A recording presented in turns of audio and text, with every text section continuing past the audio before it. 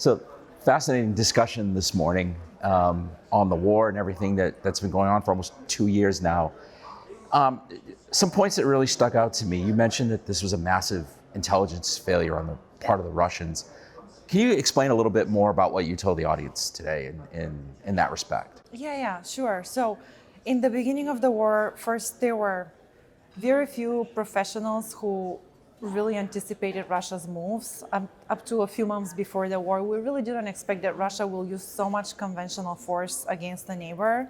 We expected that there may be disruptive cyber operations, intensification of disinformation operations, but very few experts and decision makers expected Russia to use artillery, tanks, troops, and cross the border and actually invade a sovereign nation.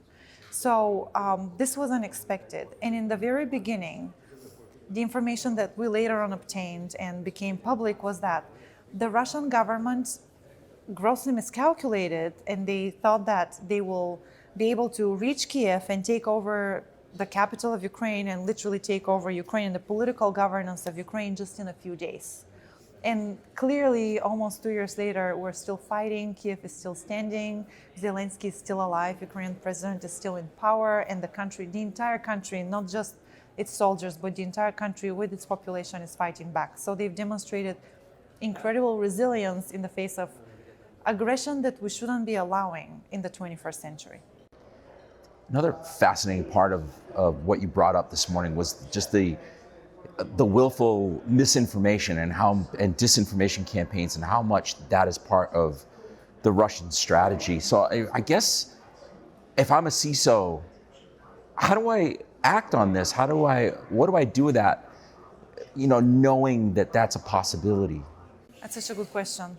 I think raising awareness about the purpose is a lot more important than talking about individual campaigns, because there have been so many different disinformation narratives, and this is natural because for disinformation to be successful, it's based on emotion. It's focused on topics that are relevant to us, and people tend to focus on those stories.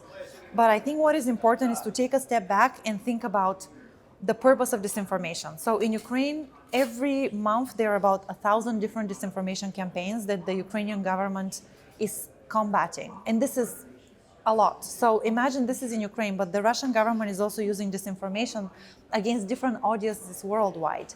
And we have to think about this in several different ways. So first, who is the target audience and what's the purpose behind the message? And then from there, we have to educate if you're a CISO, you have to educate your employees what their role as targets could be and why they can be a target. And for example, when we look at the disinformation space that the Russian government is funding, there are at least 4 different audiences for them. So one of them is domestically in Russia. The Russian government is trying to persuade their own domestic population that they're the righteous aggressor, the righteous conqueror of Ukraine, and they're literally owning the country. And Ukraine doesn't exist; it should be a part of Russia. So that's the first audience, domestically within Russia, the people that are there. The second audience is the Ukrainian population, and the objective there is to divide them, to demoralize them, so they stop fighting Russia. So it's easier for the Russian aggressors to take over the country, and they do this with all sorts of fake stories about corruption and conflict in the Ukrainian command and control structure, and all sorts of stories that are not really true. Then another audience that is a target is the West. And what the Russians are aiming at with the Western audience is to erode our support for Ukraine and make sure that we're divided and we're focused on different issues so that our focus is not Ukraine. And it's very important to know this because they use a lot of disguises, like, for example, on social media, a Russian troll, especially the ones that are working for the government, they're not going to tell you that they're a Russian troll. They're going to say that they're John from Texas or Amanda from Massachusetts. So they're going to use all sorts of disguises, and then you may easily start resharing the information that they're sharing with you, although it's disinformation. So I think CISOs should explain to their employees that they could be active, unwilling participants in a disinformation campaign that has been started and proliferated by a foreign government for malicious purposes. And then the final group, so we said the different audiences could be domestically within Russia, Ukrainians, the West, but there's also all of the global South that we're not paying enough attention to.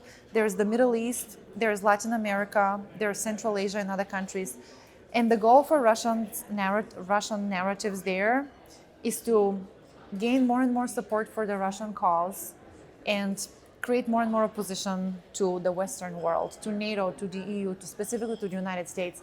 And Russian state-sponsored media in a lot of the global South has been gaining a lot of popularity over the past year and a half, which is incredibly disturbing, and we should pay attention because in the long run that could hurt American interests. And this is a codified doctrine, a strategy, Absolutely. correct? Absolutely. Tell me a little bit more about Yes. that.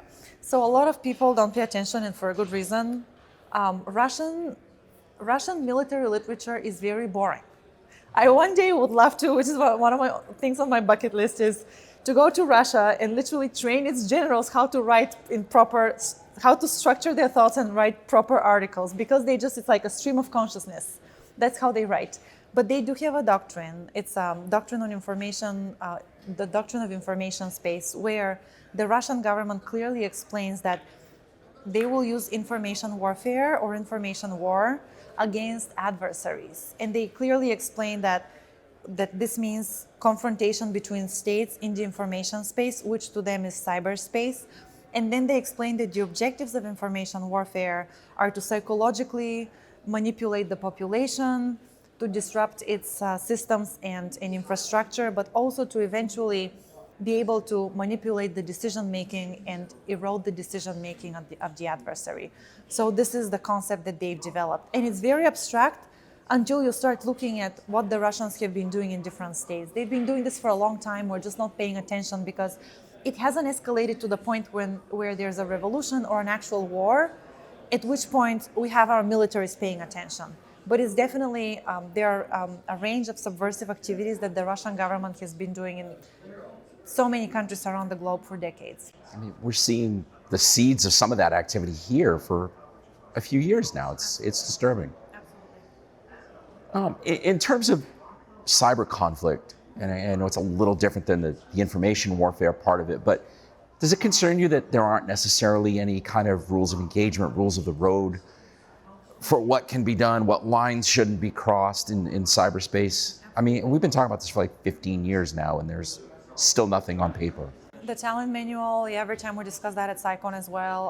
I just came back from the Warsaw Security Forum last week, and we discussed the same things there. It's a huge problem. It's an ungoverned space, and I call it the cyber Wild West. And I think this is exactly why the Russians and now the Chinese, the Iranians are very active in that space with influence operations and disinformation campaigns, not just cyber operations, because they realize they can get away with it. They can get away with it. And this is, in order for us to act as to stop them, to prevent them from proliferating these campaigns, from using them against us, I think we need very clear red lines, and we need very clear regulation and consequences for their actions. We currently do not know what to do. And although cyberspace is now introduced formally as a domain of warfare, we still haven't seen a commensurate response from a Western government that has been under significant range of cyber attacks, for example. I mean, it seems like it's almost a little too late, especially on the information warfare side. I hope not. I have this probably disturbing philosophy, but it can always get worse. So I think we still have time. And I think what we're seeing in Ukraine is very indicative of what types of cyber attacks and disinformation campaigns and what types of combinations between the two we can be facing in Western countries. And I think we should really pay attention and start regulating our social media. We should be, our governments should do a lot better when it comes to regulation of the spread of disinformation, origins, sources, all of that should be addressed. And we should be a lot better at coordinating our cyber incident responses, and our ability to enhance our resilience in cyberspace is basically a collective effort. Social media is a big problem, and people want anonymity online for legitimate reasons, but that's a big enabler of this, right? Absolutely. There's this very serious clash between the freedoms that we've been given as a democracy and then our ability to regulate our information space so that we can safely express our opinion. And the Russians know this. And the one good thing about autocracies, I definitely am not supporting them, but this is an advantage. They can regulate their information environment a lot easier, and they can impose all sorts of controls on their population because they're in control. And we don't have that in democracies. We are a free system where we are able to express our opinion freely online, and they're taking advantage of that. That for them is a vulnerability that they are exploiting. Well, it's a good sign that there's long lines for your book because people are interested, and Yes. I think you're making an impact. So. Thank you. All right. Mike. Thank you for your time.